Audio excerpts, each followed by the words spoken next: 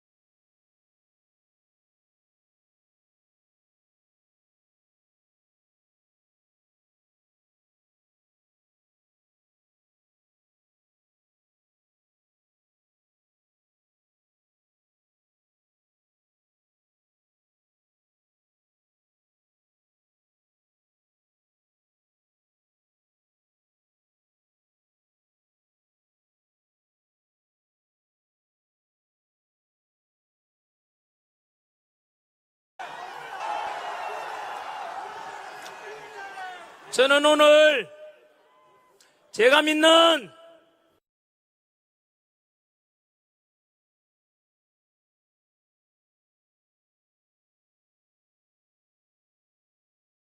에도 불구하고 전국 방방곡곡에서 저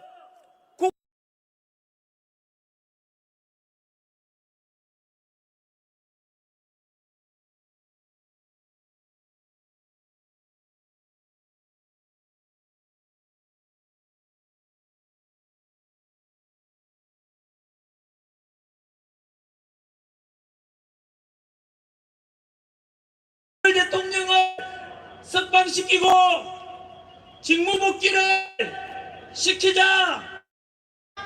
그래서 다시 대한민국을 살려서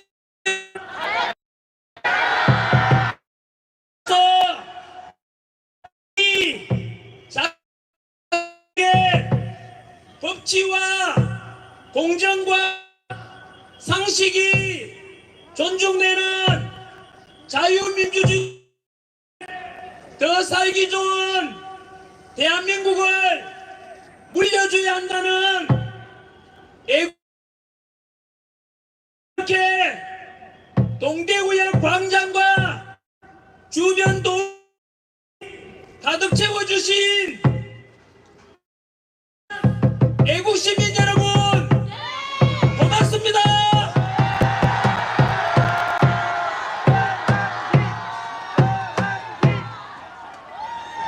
너무 감동적이고 너무 감사하고 우리가 옳았습니다.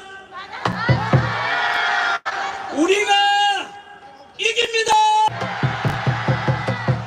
우리가 대한민국을 다시 살려낼 것입니다. 이곳에 모인 여러분들이 윤석열 대통령을 다시 살려내고 자유민주주의를 대한민국을 다시 살려내신 역사의 주인공들이십니다.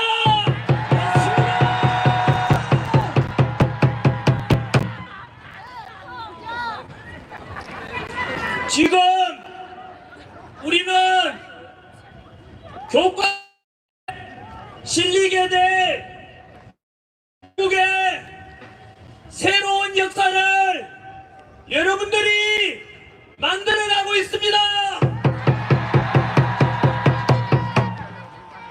지난 12월 3일 비상계엄 직후에 10%였던 대통령의 지지율이 60여일간의 탄핵정국 속에서 지금은 마의 벽이라고 하던 40% 넘겼고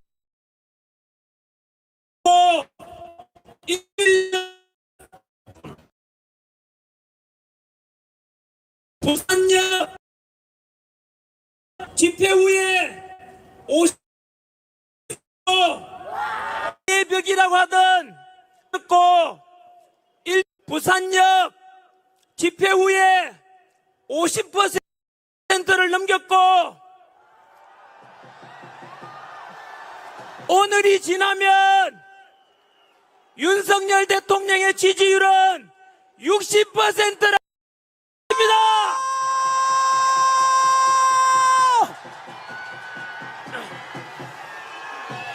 이것은 거대 야당의 입법 폭주.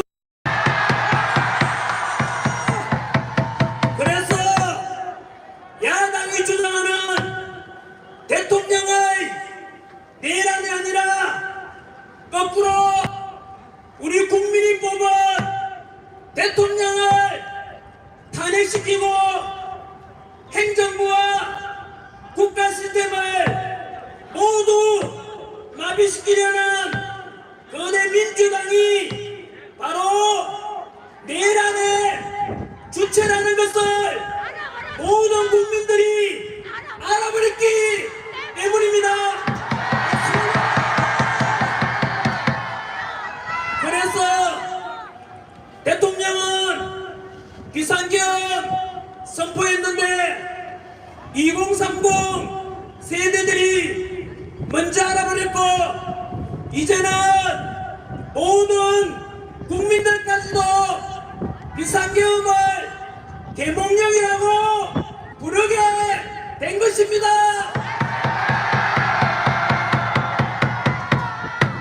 여러분, 비상계엄이 아니라 국민들을 일깨우고 그동안 감추어졌던 언론의 편파보도, 법치와 공정과 상식을 무너뜨린 공수처와 서부지법과 편파적인 재판들로 구성된 헌법재판소의 실체를 알려준 계몽령이라는 것에 동의하십니까?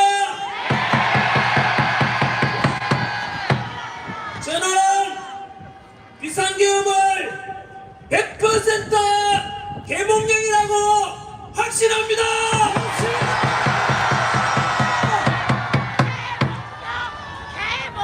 우리만 그런 것이 아니라 대부분의 국민들이 그렇게 계몽령이라고 생각하니까 10% 지지율이 없는 우리 대통령의 지지율이 아까 말씀드린 대로 마의 벽 40%를 넘었고 지난주 50%를 넘었고 오늘이 지나면 다시 한 번 더 우리의 이런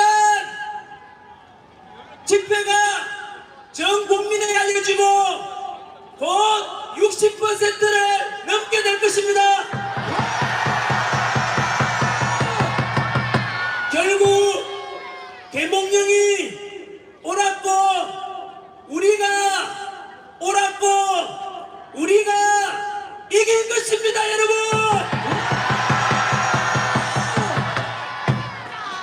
이렇게 대통령 지지율이 50%를 넘고 60%를 넘게 되면 현재 진행 중인 헌법재판소의 대통령 탄핵 심판 역시 100% 기각될 수밖에 없을 것입니다.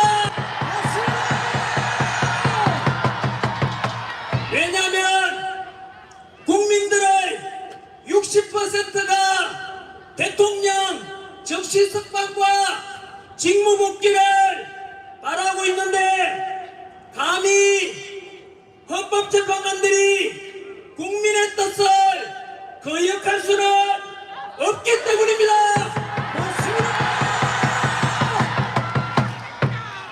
이렇게 60% 이상의 국민이 윤석열 대통령을 지지하고 탄핵 반대 명령을 하는데도 불구하고 만약 헌법재판소가 대통령을 탄핵시킨다면 그것은 우리 대한민국 헌법에서 명시된 대한민국은 민주공화국이고 주권은 국민에게 있으며 모든 권력은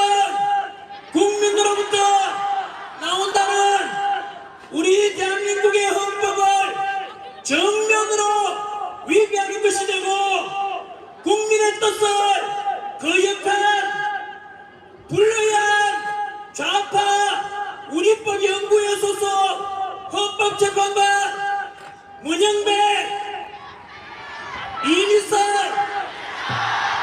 정계선 대한민국의 주적을 북한이라고 말할 수 없다는 정정미, 그리고 민주당이 임명하라고 협박하고 있는 사회주의 혁명조직인 인민노련 출신이자 우리법연구회 소속 40여건 대한민국의 반역자이자 헌법 정신을 유리는 민주주의의 역적이며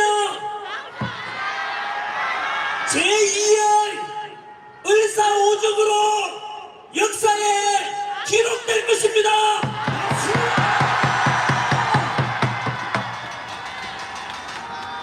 대한민국 우리 기자분들께 부탁 하나 드리겠습니다. 알다시피 지금 대한민국의 언론에 대한 국민들의 신뢰도는 완전히 바닥에 떨어졌고 2030 세대들은 레거시 미디어를 아예 신뢰하지 않는 청년들도 많습니다. 이유가 무엇이겠습니까? 스스로 민주당의 끈앞풀을 자처하고 민주당의 나팔수 역할을 자처하고 있는 몇몇 방송사와 언론사 때문일 것이고, 그래서 대한민국을 망가뜨리는 부역자 노릇을 하고 2030 세대들이 보기에 차마 부끄러울 정도로 이게 과연 합법적인 방송사인지 합법적인 언론사가 맞나 싶을 정도로 정치적으로 편향된 보도말을 일삼는 그런 언론사들은 만약 이대로 가다가는 결국 국민들로부터 버림받고 문 닫게 될 것을 경고합니다.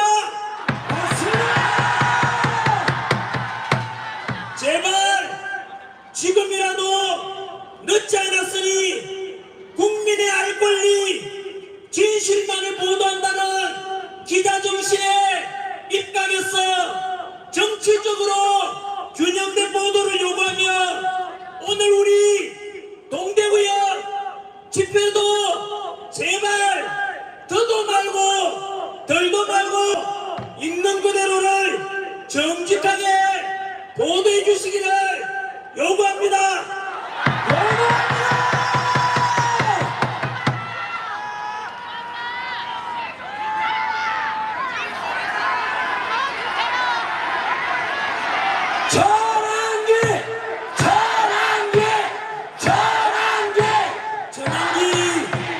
전환기를 외치지 말아 주십시오. 언제나 우리의 똑같은 소망은 윤석열 대통령, 우리의 대통령 윤석열 대통령만 외쳐 주십시오.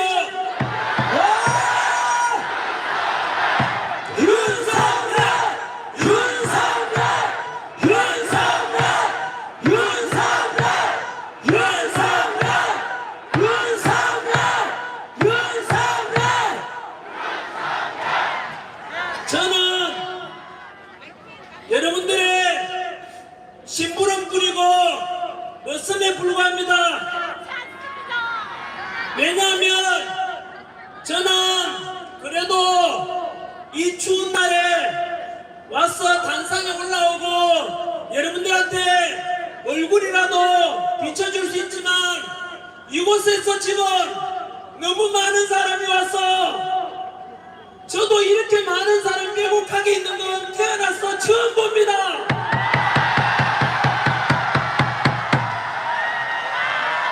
제가 이렇게 둘러보니까 너무 사람들이 빽빽이 이렇게 모여 있어가지고 얼굴도 제대로 안 보이는데 그럼에도 불구하고 2030 세대도 있고 그리고 4050, 6070까지 멀리서 이 대한민국을 살리고자 모여주시고 얼굴 하나 보여주지 않는데도 묵묵히 이 차가운 아스팔트 위에서 대한민국 살리자 외쳐주시는 여러분들이 바로 주인공입니다.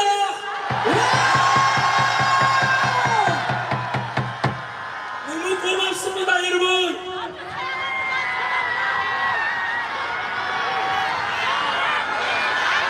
덧붙여 여기에 참석하시고 또 동영상으로도 아마 수십만 명이 동시 접속하고 접속해서 지금 보고 있다고 들었는데 이 영상을 보시는 모든 국민들 여러분들께서도 만약 윤석열 대통령을 지지하고 대통령의 탄핵을 반대하고 직무복귀를 원하신다면 국민 변호인단에 반드시 가입해 주십시오.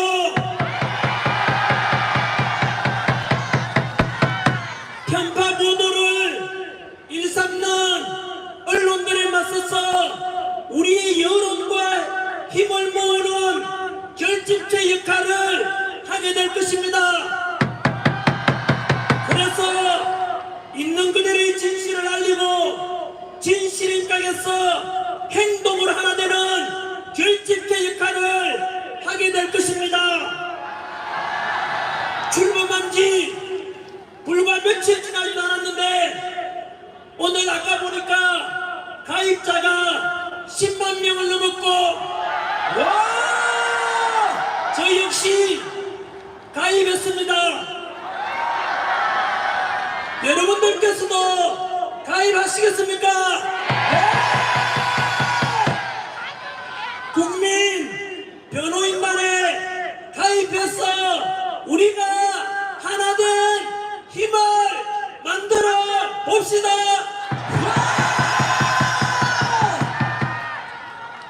그리고 최근 탄핵 찬성 집회보다 반대 집회 인원이 10배, 20배 더 많아지니까 일부 민주당 끈앞을 언론에서는 이러한 탄핵 반대를 분열시키고자 광화문파, 여의도파, 구치소파 이렇게 보도하는데 광화문이든 여의도든 구치소든 대구든 광주든 부산이든 울산이든 세종이든 윤석열 대통령을 탄핵을 반대하고 자유민주주의를 회복시키고 대한민국을 살리고자 하는 애국심을 가진 우리 모두가 하나이고 모두가 극우파도 아닌 국민 상식파입니다. 맞습니다.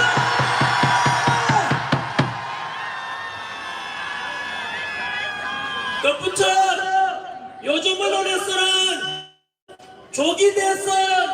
조기 대선을 부추기는데 우리 윤석 대통령 지지율이 50%를 넘기고 조만간 60% 넘고 헌법재판소 탄핵이 100% 기각되고 100% 직무복귀할 것인데 이런 조기 대선은 절대 없을 것입니다.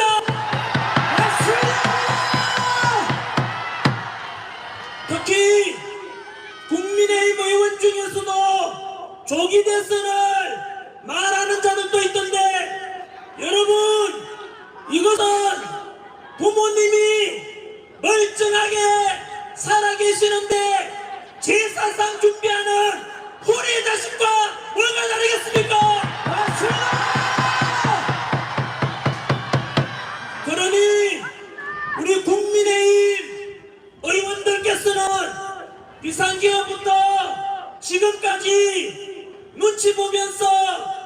머뭇머뭇거렸던 것 모두 용서할 테니 이제부터는 윤석열 대통령 탄핵 반대와 직무복귀에 우리 다같이 한 목소리를 내어주실 것을 부탁드립니다.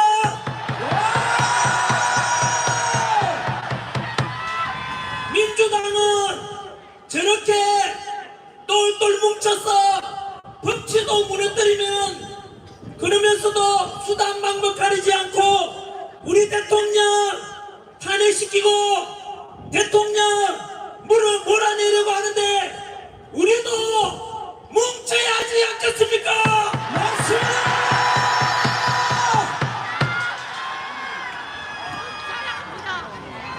우리 동대구역에 모이신 모든 국민 여러분, 또 동영상으로 보고 계시는 모든 전국의 국민 여러분, 저는 정치인이 아닙니다. 저는 지난 26년간 수능 강의와 공무원 강의를 통해서 2030 세대들을 가르치면서 살아온 그냥 한국사 강사일 뿐입니다. 한국사를 가르치는 강사로서 대한민국을 사랑하고 대한민국 국민으로서 늘 자부심을 가지고 살아가라고 가르쳐 왔습니다. 다들 알다시피 우리는 아픈 역사를 가지고 있습니다. 지난 35년 동안 일제 식민지배를 받았고 연이어서 300만 이상 희생되는 동족상잔의 비극 6.25 전쟁으로 너무나 큰 고통과 아픔을 겪었습니다. 이렇게 식민지배와 전쟁으로 전 세계에서 가장 가난했던 나라 석유 한 방울 안 나고 지하자원 100만 이상 희생되는 동족상잔의 비극 6.25 전쟁으로 너무나 큰 고통과 아픔을 겪었습니다. 이렇게 식민지배와 전쟁으로 전 세계에서 가장 가난했던 나라 석유 한 방울 안 나고 지하자원 하나 없는 나라가 놀랍게도 현재 세계 198개국 중에서 경제력 12위, 군사력 5위, 제일 좋은 강국 5위, 국력은 일본을 누르고 6위에 올랐습니다. 드디어 일본을 이겼습니다. 지난해 수출액은 6,800억 달러로서 사상 최고치를 경신하였고 이 어려운 세계 경제 정세 속에서도 지난해 국제무역 수지는 500억 달러 흑자를 기록했습니다. 일본을 누르고 국력 6위에 오를 수 있었던 것은 바로 당신께서는 못 먹고 못 입고 못 누리고 오직 국가와 자식 세대를 위해 먹여 살리려고 불철주야 희생하고 헌신하신 우리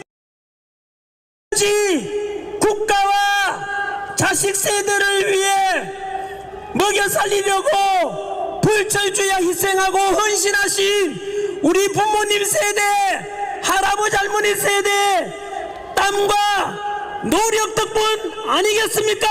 맞습니다.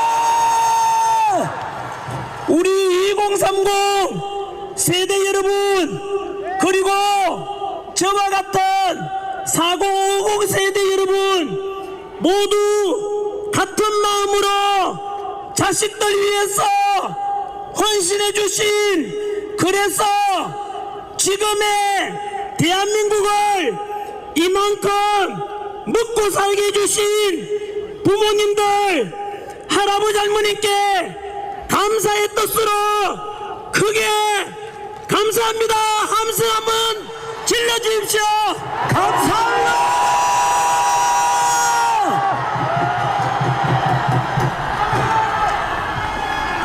아버지 어머니 고맙습니다. 고맙습니다. 그리고 지금까지 태극기 들고 성조기 들고 오직 대한민국과 든든한 한미동맹을 위해서 애써주셨던 어르신분들께 그동안 좀 삐딱하게 봤던 것을 사과드리고 용서를 구합니다.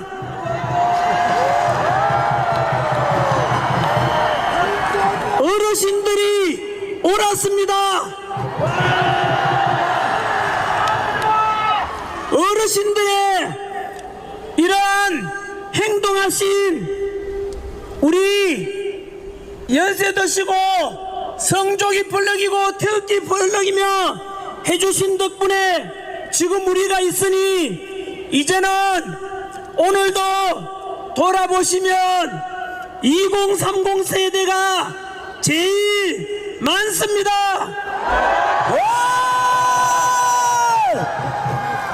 아직 어리게 보이시겠지만 그래도 의지 한번 믿고 지켜봐 주십시오. 우리 2030 세대들 오늘 보다시피 너무나 믿음직스럽고 너무나 든든하지 않습니까? 맞습니다. 이제 21세기 첨단 디지털 시대에 좌파 우파를 넘고 진보 보수를 넘어서 보다 더 통합되고 보다 합리적이고 실용적이며 공정과 상식이 존중되는 멋진 대한민국을 2030 세대 여러분들이 만들어주리라 믿습니다.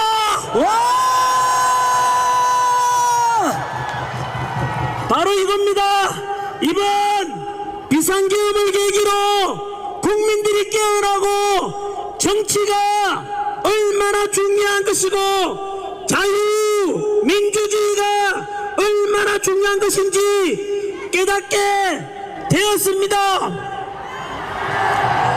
이제는 앞으로 좌우 갈등을 넘고 지역 갈등을 넘고 세대 간 갈등을 넘고 남녀 갈등을 넘고 노사 간의 갈등을 넘어 우리 국민 대한민국 국민들은 모두가 하나 되어야만 합니다. 맞습니다.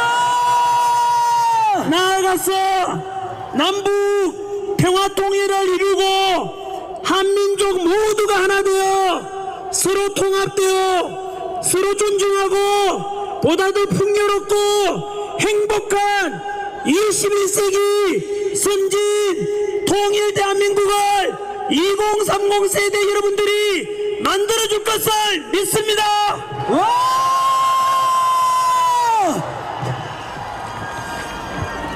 그리고 우리가 1945년 8.15 광복 이후 가장 가난했던 나라가 세계 국력 6위 선진 자유민주주의를 실현하기까지는 훌륭한 지도자와 동시에 독재에 맞서 민주화를 외친 민주화 운동의 열사분들의 희생 덕분이니 그런 분들께도 감사하는 마음을 가져야 할 것입니다.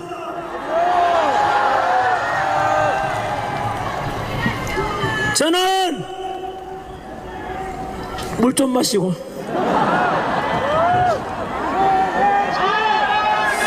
전환길은 외치지 마십시오. 저는 별로 이렇게 잘난 사람이 못 됩니다. 저는 이승만 대통령을 존경합니다.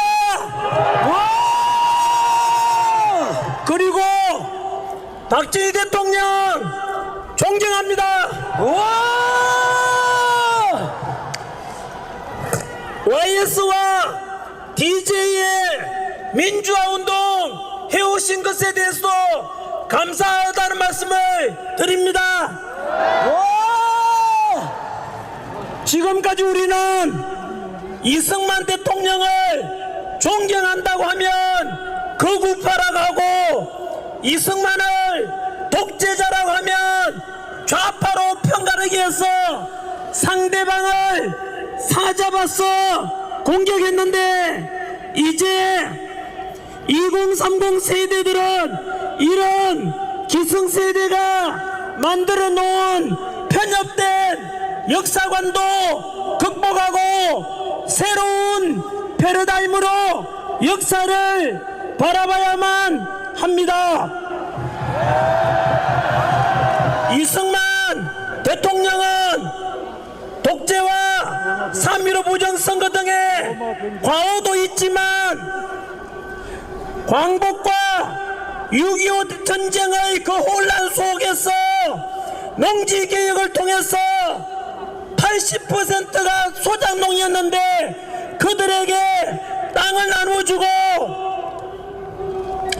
또한 확고한 방공의식에 근거해서 북한 공산당을 막아내고 한미 상호방위 조약을 통해 주한미군의 주둔을 약속받은 덕분에 튼튼한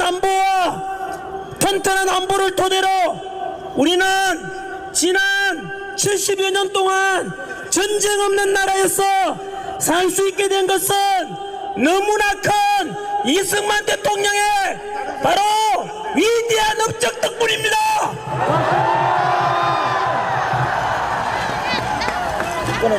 이렇게 역사는 시대정신에 입각해서 공과 과를 균형 있게 볼 수 있는 안목이 필요한 것입니다.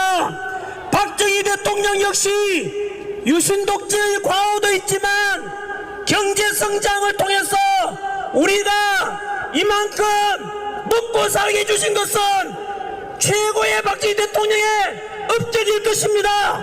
맞습니다. YS와 DJ 덕분에 영국이 200년 걸려서 이룬 민주화를 대한민국은 불과 40년 만에 민주화를 이루어서 전 세계에서 가장 성공한 민주주의 나라의 본보기가 되게 되어 있습니다. 근데 본인이 하시다 보면 정말 또한 진보 세력의 지지를 받아서 당선되었지만 한미 FTA 체결, 그리고 미국의 요청을 받고 이라크 자이툰 부대 파병을 통해서 확고한 한미 동맹이 중요하다고 강조하셨던 바로 노무현 대통령의 바로 동서통합과 국민통합을 부르셨던 그 노무현 정신도 본받을 점이 많습니다. 맞습니다.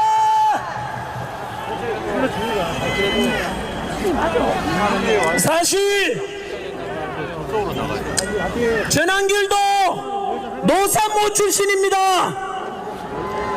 소탈했고 서민적이었던 노무현 대통령이 저 역시 가난한 농부의 아들로 태어나서 살아왔던 덕분인지 그런 인간적인 면이 참으로 좋았습니다. 그러나 문재인 정부 때 들어서서 문재인 정부의 많은 참모들 때문에, 못난 참모들 때문에 그렇으리라 생각합니다만은, 바로 문재인 정부 때 너무나 안타깝게도 갈라치기 하는 정책들을 보고 너무 실망했습니다. 그것은 노무현 대통령의 동서통합정신과는 정면으로 위배되는 최악이었습니다. 뿐만 아니라 내로남불의 조국 사태와 같은 위선적인 진보 세력의 모습 속에서 이것은 너무나 진보 세력들이 해서는 안 될 짓이라고 저는 크게 실망하였습니다. 맞습니다. 조국이나 그에 따른 적어도 그런 나쁜 짓을 했으면 염치가 있다면 반성하는 모습을 보여야 되는데 그렇지 못한 모습을 보고 너무나 실망스러웠습니다.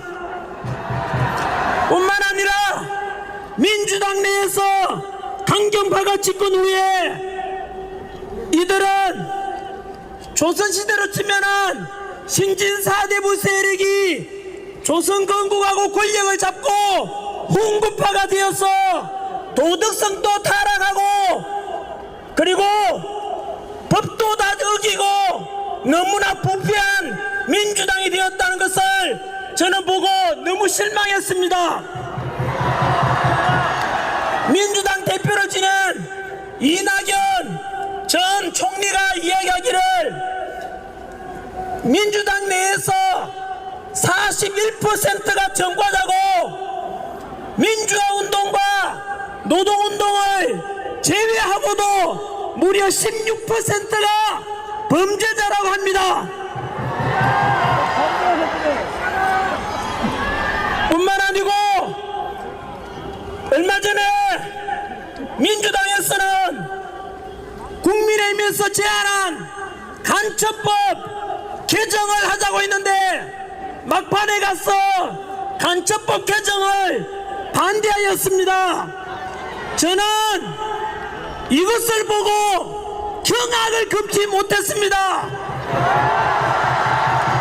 도대체 민주당은 대한민국 정당이 맞는지 의심스러웠습니다.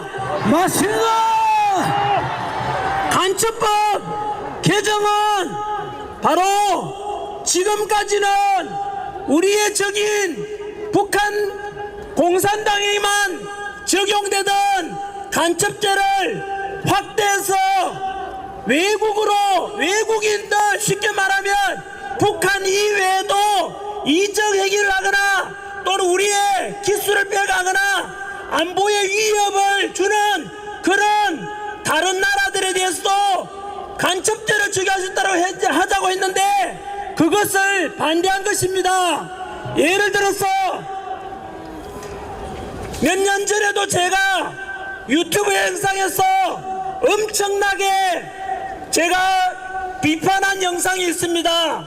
우리나라는 석유 한 방울 안 나고 지하자원 하나 없고 오직 기술력으로 첨단 반도체 디지털 기술력으로 대한민국이 지금 먹고 사는데 바로 삼성, 현대, LG, SK, 포스코, 롯데와 같은 이런 반도체 기술을 중국으로 빼돌리는 걸 보고 저는 그들이 바로 오늘날 바로 이완용 같은 내국노라고 반드시 간첩죄를 적용해야 된다고 주장했었습니다.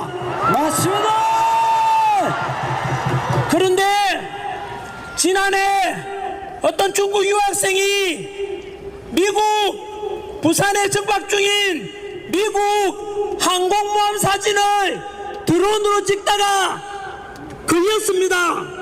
그런데 그들에게도 당연히 간첩죄를 적용할 수 있어야 되는 거 아니겠습니까?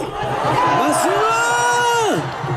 국가 기밀을 빼내고 이런 놈들 전부 간첩죄를 적용해서 대한민국을 살려야 되지 않겠습니까? 맞습니다. 생각해 보십시오.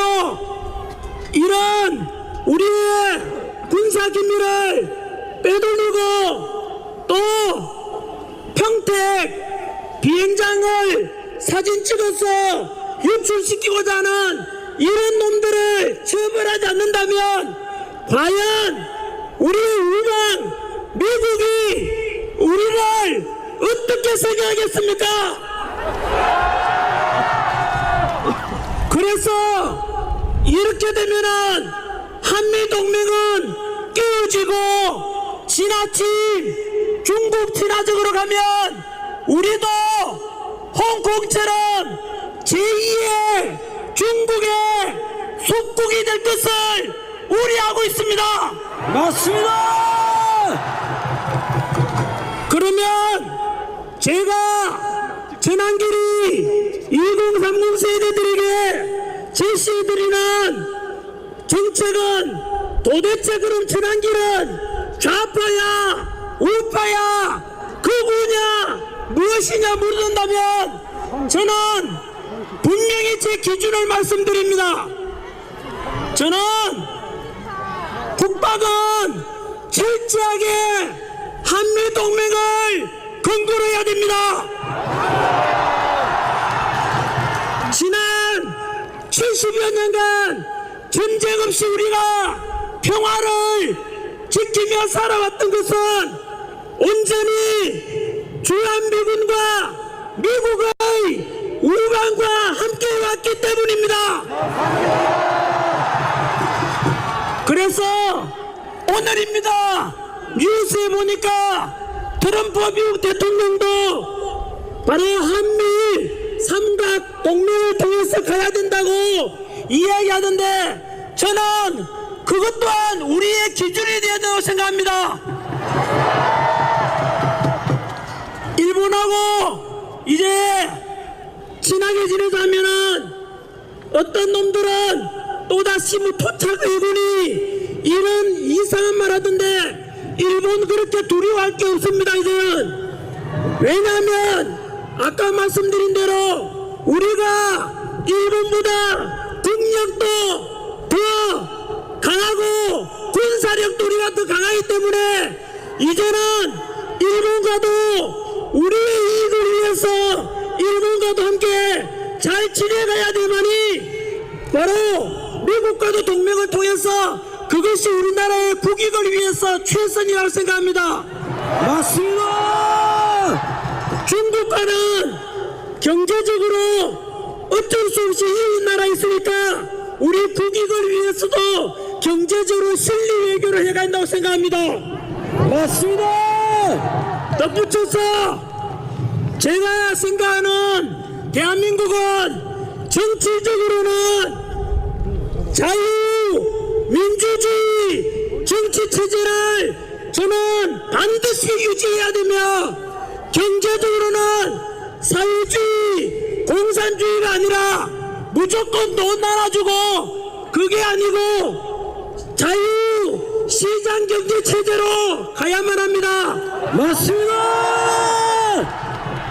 사회적으로는 약자를 배려해야 되는 복지사회로 가야 되고 그리고 개인의 사상과 종교와 이런 자유함이 있는 대한민국 가정을 소중히 여기며 노동자와 사용자, 기업가와 근로자가 적대적이 아니라 상호 존중하고 서로 함께 협력하는 그런 대한민국이 되어야 한다고 생각합니다.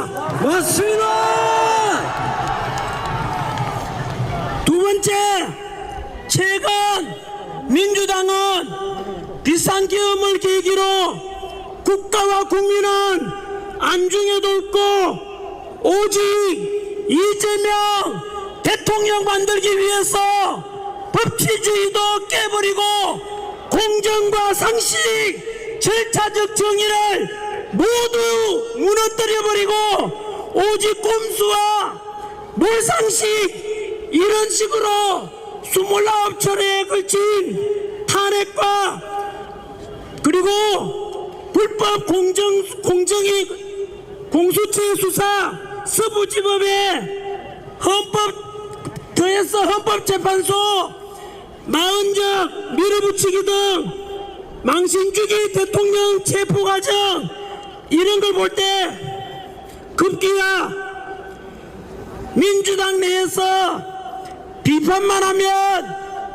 민주당 비판하면 내란 동조 세력이라고 카카오톡 검열, 여론조사 기관 협박, 그리고 비판만 하면은 유튜브까지도 고발하고, 전환길이가 강의하다가 오죽 답답하고 얼마나 나라가 위태로웠으면 제가 집회까지 나왔겠습니까? 전환길이 선관위의 부정의혹과 그리고 부정선거에 대한 의혹 1200건이 넘는 비리, 이런 것을 비판하니까 민주당이 전환길을 고발했습니다. 그리고 이틀 전에는 헌법재판소에 불의한 재판관들이 이래서 되겠는가 지적하니까 민주당이 또 전환길을 고발했습니다. 더불어민주당 이름만 민주당이고 실제로는 더불어 독재당입니다. 맞습니다. 더불어 고발당으로 당명을 바꾸라.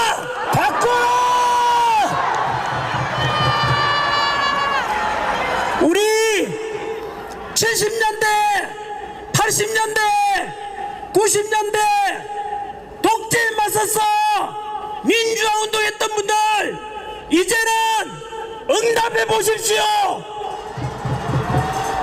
노사모 출신이라고 하는 분들 이제 답변해 보십시오. 지금 행해지고 있는 더불어민주당의 카톡 검열, 그리고 내란 동조로 무조건 몰아세우고 여론조사 기한 협박하고 이런 더불어 독재당의 모습이 진정으로 당신들이 추구해왔던 민주화의 모습 맞습니까? 아닙니다.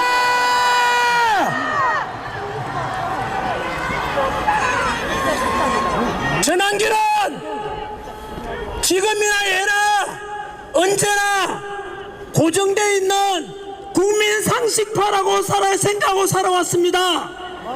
그런데 민주당이 최근에 와서 너무 왼쪽으로 가버렸어. 극좌파가 되고 독재자가 되고 법치는 다 무너지고 도덕성은 상실되고 그리고 국가 군가를 무너뜨리는 한미 동맹까지도 약화시키는 이런 민주당의 모습 때문에 전환길이가 우파로 보이게 된다고 생각합니다. 자, 이제는 오늘 드릴 전환길의 메시지 중에서 가장 중요한 메시지를 두 가지 전하도록 하겠습니다.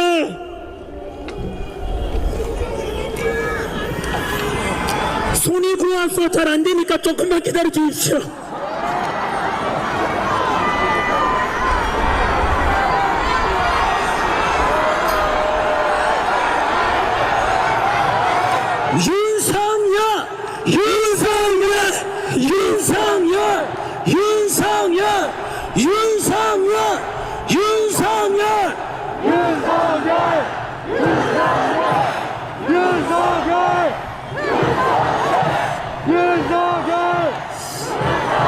오늘 지금 옆에 앞뒤로 돌아보면 발디딜 틈 없이 우리 동대구역 광장 그리고 옆에 도로까지 너무나 많은 애국 시민들이 모여서 대통령 지지율도 계속해서 올라가고 있지만 사실상 우리가 샴페인을 터뜨리기에는 이릅니다.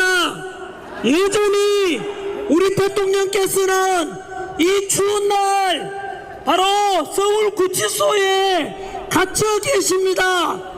맞습니다. 번째, 야당에서는 비상계엄 직후부터 윤석열 대통령에 대해서 내란 수괴라고 하면서 언론을 동원하고 현수막을 걸고 선동하여 국회에서 탄핵을 시키고 현재 내란죄와 헌법재판소에서 탄핵 심리 중에 있습니다. 여기서 저는 국민 여러분들께 진실을 알려드리고자 그래서 올바로 평가하시길 소망합니다. 여러분, 윤석열 대통령이 비상계엄을 선포할 때는 저도 역시 반대했습니다.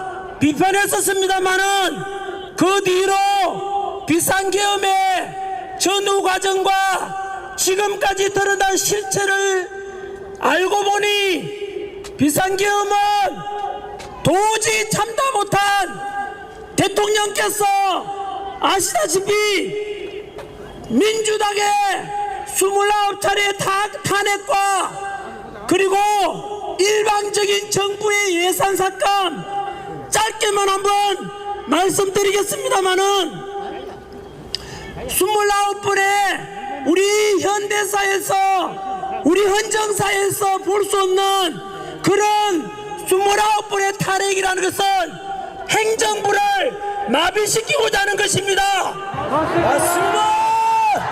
여러분, 그 탄핵 소의 내용을 살펴보면 감사원장을 탄핵시켰습니다. 감사원장이 뭐하는 사람입니까? 부정을 감사하고 탄핵 조사하는데 감사원장을 탄핵시켰다는 것은 민주당이 부정의 정당이라는 뜻입니다. 맞습니다. 그리고 중앙지검장과 검사를 탄핵시켰는데 검사가 여러분 범죄자 잡는 사람들 아닙니까? 그렇다면 검사를 탄핵시켰다는 것은 민주당이 범죄자당이라는 뜻입니다. 맞습니다. 뿐만 아니고 아시다시피 일방적으로 정부의 예산 삭감 내용을 보면 정확을 금치 못하지 않습니까? 80억이 넘는 대통령 특활비를 빵원으로 만들었습니다. 또 범죄자 조사라는 검사 특활비 500억 원도 역시 빵원으로 만들었습니다. 맞습니다. 그 말은 검사들 범죄자 잡지 말라는 뜻입니다. 맞습니다. 그리고 30억 원에 넘는 경찰들의 치안 비용 특활비 역시 빵원으로 만들었습니다. 우리 여기서 우리 시민의 안전을 지켜주고 계시는 수많은 고마우신 경찰 여러분들, 여러분들의 치안 마약 수사 도둑놈 잡는데 그 비용을 민주당이 없애버렸습니다. 맞습니다. 과연 경찰은 이런 민주당을 어떻게 생각하십니까?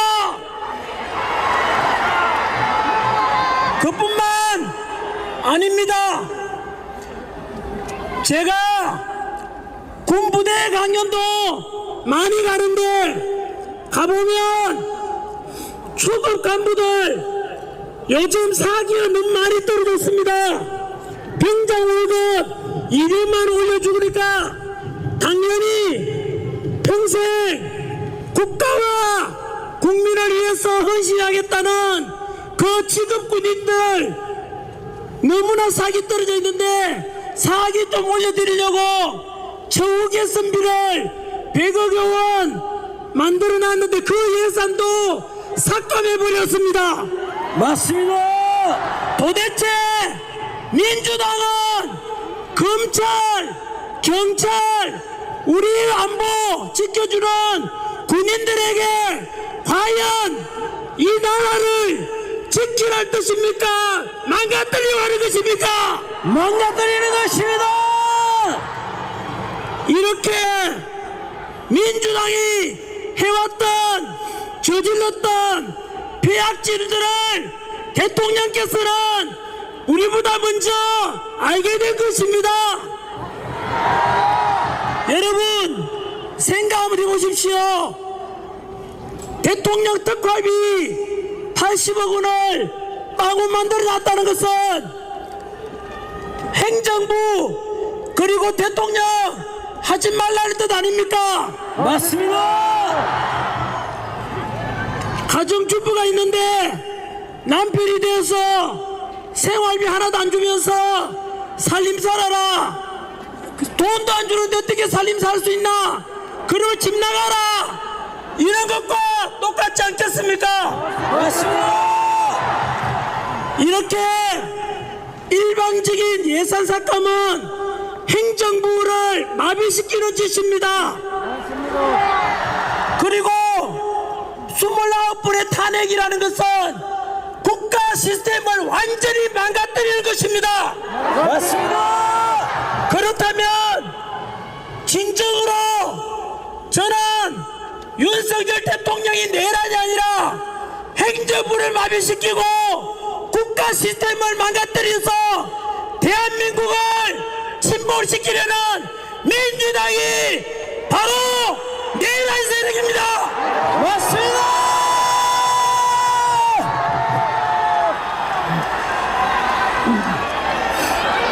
저는 윤석열 대통령에 대해서 내란죄라고 선동하는 야당에게 절대로 윤석열 대통령이 내란죄가 아니라는 것을 말씀드리고자 합니다.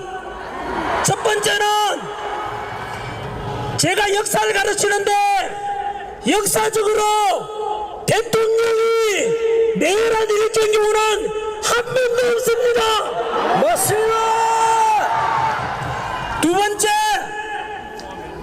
5.16 군사정변 때 동원된 군대가 3만 5천 명이었고 서울의 봄 영화에 나오는 12.12 사태 때 신군부가 동원한 군대가 2만여 명이었습니다. 그런데 12.3 비상계엄 때 국회에 동원된 군대가 몇 명인지 아십니까? 기껏해서 280명이 국회로 들어갔습니다. 여러분 생각 한번 해보십시오. 5.16 군사정변보다 11.12 사태 때보다 100분의 1밖에 안 되는 군사 280명으로서 국회를 장악한다는 게 말이 되겠습니까? 안 됩니다. 뿐만 아니라 실제로 여의도 국회의사당 가보면은 굉장히 넓습니다. 국회의원 숫자만 해도 300명이나 되는데 기껏 280명으로 국회를 장악하고